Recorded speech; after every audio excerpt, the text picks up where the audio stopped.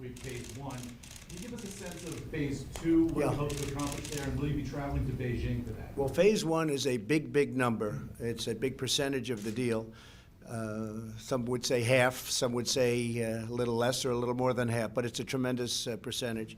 It's pretty much all for the farmers, also bankers. We also have regulations for a lot of things are covered that people are going to be very surprised to see.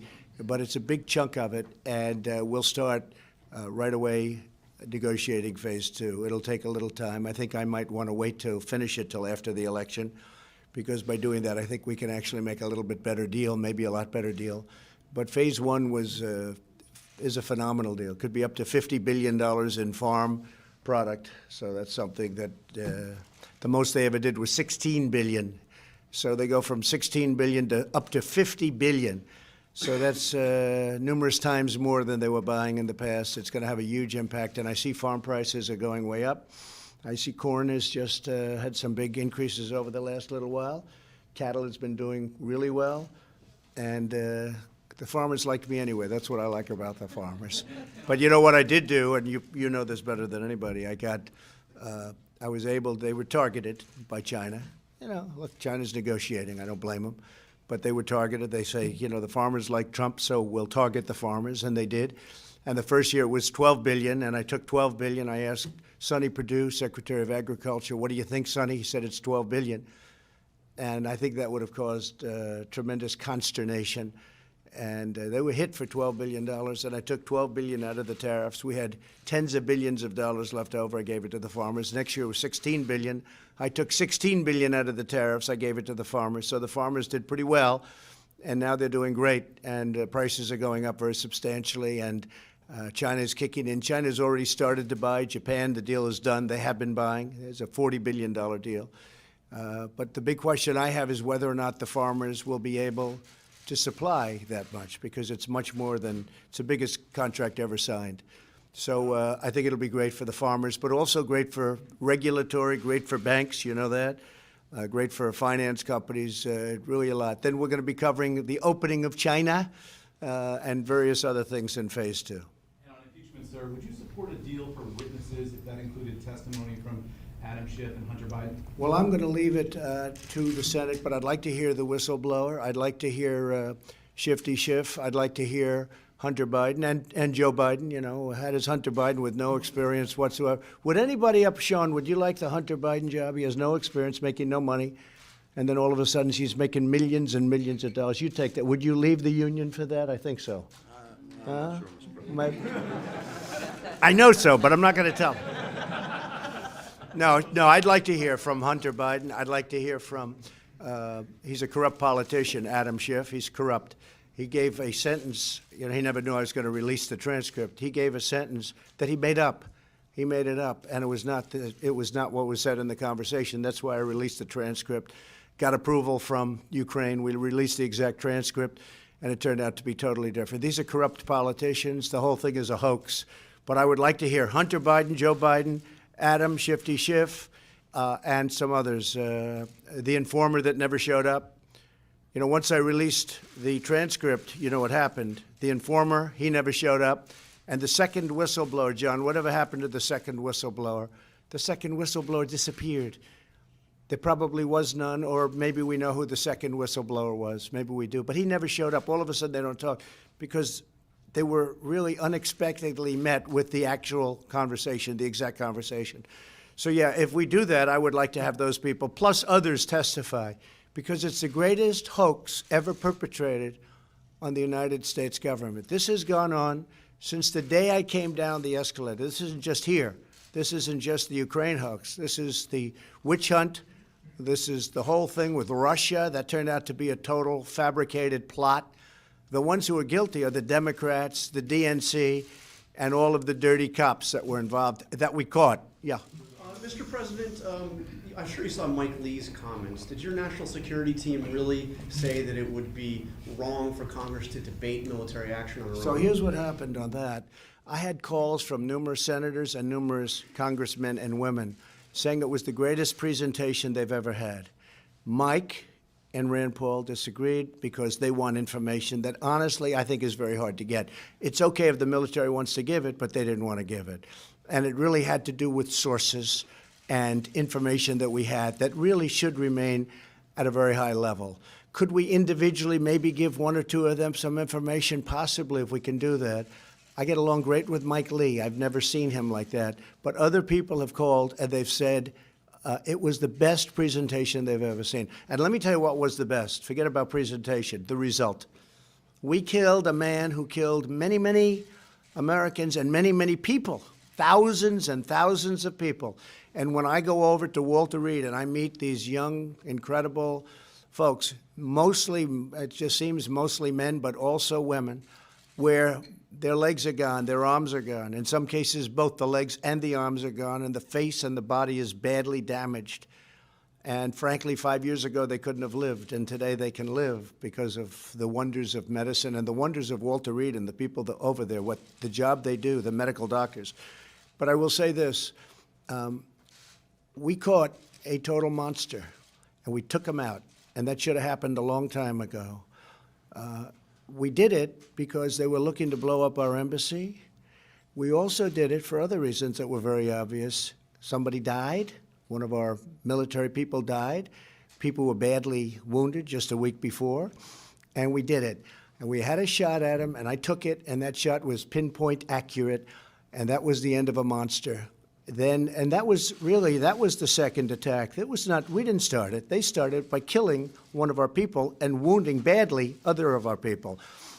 So that you call retribution. Ukraine, if you look at what happened with Ukraine, that's a hoax. Well, this is a hoax too. Iran went in and they hit us with missiles. Shouldn't have done that, but they hit us. Fortunately for them, nobody was hurt, nobody was killed. Nothing happened. They landed, very little damage even to the base. They landed. But we had a chance to take out a monster. We took him out, and it should have been done a long time ago. Would you go to Congress to take further military action against Iran? Would you seek congressional? It would all depend on the circumstance. I don't have to, and you shouldn't have to be able, because you have to make split-second decisions sometimes. Sometimes you have to move very, very quickly, John. But in certain cases, I wouldn't even mind doing it. You know what bothers me? When I see a Nancy Pelosi trying to defend this monster from Iran who's killed so many people, who's so badly, I mean, so many people are walking around now without legs and without arms, because he was the big roadside bomb guy. He was the one who'd send them to Afghanistan, had sent them to Iraq. He was big. That was his favorite thing. He thought it was wonderful. He doesn't think it's wonderful anymore. When Nancy Pelosi and the Democrats want to defend him, I think that's a very bad thing for this country. I think that's a big losing argument politically, too. Yeah. So anyway, outside the JCPOA and also with total sanctions implemented, what's left? Well, just so you understand on JCPOA, it's close to expiring. In other words, if I didn't terminate it, it expires in a very short period of time. One of the problems, of which there was many, $150 billion, $1.8 billion in cash, all of that money, and then that money was used for terror. Because if you look at Iran, it wasn't so bad until they got all that money. They used that money for terror. That's when it became really bad. You just take a look. I mean, it really got bad when they had $150 billion, $1.8 billion in cash. The agreement, I always call it the Iran nuclear deal that didn't work. The Iran deal, it was just something that is no good for our country. It expires in a short time. That means they would be on their path to nuclear weapons. And for me, it's about nuclear weapons more than anything else.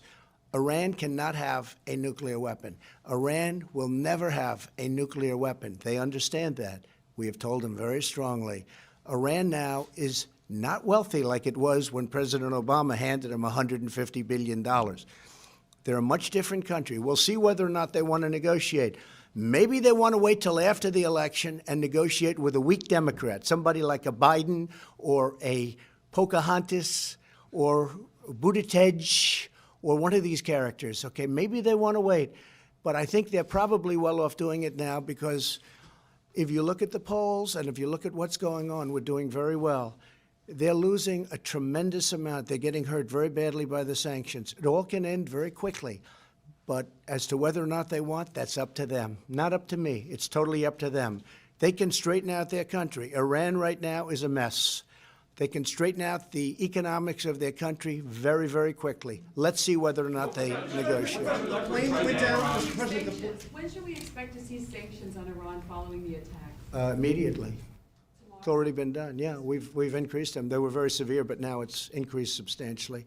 I just approved it a little while ago with Treasury. And who will they be against, and what sort of sanctions? Well, you'll see. I mean, we'll put out a minor announcement. It's actually a major event. It's like this. This is to me a major event, and so far I have had no questions on the fact that we can build a highway in, a small fraction of the time, that we can build all of these beautiful bridges that we want to build, but they can't get approvals. I've had no questions on that.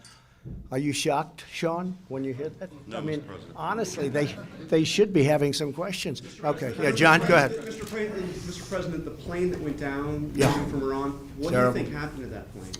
Well, I have my suspicions. It was very, I don't want to say that because other people have those suspicions also.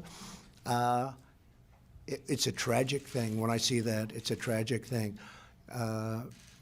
But somebody could have made a mistake on the other side, could have made a mistake. It was flying, it was flying in, not our system, no, it has nothing to do with us. It was flying in a pretty rough neighborhood, and somebody could have made a mistake. Some people say it was mechanical. I personally don't think that's even a question, personally. So we'll see what happens. By accident? I don't know. I really don't know. I don't want to get, that's up to them. At some point, they'll release the black box. Ideally, they'd get it to Boeing, but if they gave it to France or if they gave it to some other country, that would be okay too. I think, ideally that will be released. I have a feeling that it's just something very terrible happened. Very devastating. Mr. President? Yeah. The situation in Venezuela has not gone as smoothly as some people, likely even yourself, have hoped. What are you prepared to do? Well, I never thought it would go smoothly. Venezuela hasn't gone smoothly since it became a socialist or worse than that country. So I never expected anything to go smoothly. We'll see what happens with Venezuela. They're doing poorly. I mean, there's a great case when I say this country will never be a socialist nation. There's a great case. It was a wealthy country 15 years ago, 20 years ago. That was like a really wealthy country. And now they don't have water. They don't have food. We're supplying a lot of food. We're supplying a lot of water. So, no, it takes a period of time. It's been, I've only been here a relatively short period of time. We'll see what happens. Are you prepared to do anything else? Change Well, I'm not going to strategy? say that. No, we have a good strategy, but we're taking care of people. We're helping people. Colombia is helping a lot of people. Some of the nations surrounding are helping people. But I think we're doing a good job. They have a system that right now is very broken. We'll see what happens. Stay tuned. Mr. President, you said Iran was trying to blow up the embassy in Baghdad. Can you provide more details on what that plot was? No, I think it was obvious. If you look at the protests, and this was the anti-Benghazi. Benghazi was a disaster. They showed up a long time after it took place. They saw burning embers from days before. I said, get out today, immediately. They were saying, we think we can have them tomorrow. I said, nope, they got to go right now. And they were on their way very quickly, and they got there they got there quickly. They could have done that with Benghazi too, by the way, same thing. Had they gotten there, had they done what I did, you wouldn't know the name Benghazi. It would not be a very famous name. Now it's a very famous name. This was the anti-Benghazi. We got the Apaches there very quickly. They were doing the flares. People didn't know what was happening. But if you look at those protesters, they were rough warriors. They weren't protesters. They were Iranian-backed. Some were from Iraq, but they were Iranian-backed, absolutely, and they were looking to do damage, and they were breaking the windows. And, those are very structurally strong windows, as you know, and they were almost through. And had they gotten through, I believe we would have either had a hostage situation or we would have had we would have had a lot of people killed. Those people were going to do very serious harm. They were soldiers, they were warriors, and we stopped it. We stopped it. That was a totally organized plot, and you know who organized it. That man right now is not around any longer, okay? And he had more than that particular embassy in mind. Do you have a Please. problem with John Bolton testifying in the Senate trial? Always got along with him. He didn't get along with some of our people, but that's really going to be up to the Senate. It's always up. I don't stop it, no, but he would, it would be, now, I'd have to ask the lawyers, because we do have to me, for the future, we have to protect presidential privilege. When we start allowing national security advisors to just go up and say whatever they want to say, we can't do that. So we have to protect presidential privilege for me, but for future presidents. That's very important. I would have no problem other than we have to protect. We have to be able to protect. People can't go up and say whatever my thoughts are, whatever your thoughts are about us, countries, views. You don't want that to be out. So we have to protect presidential privilege. Yeah. So, Mr. President, you said yesterday you want NATO to do more. Could you be a little more?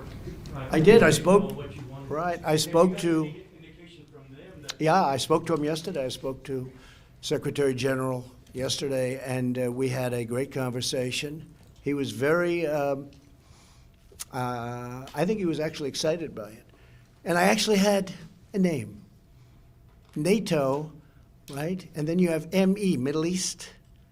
You'll call it NATOME.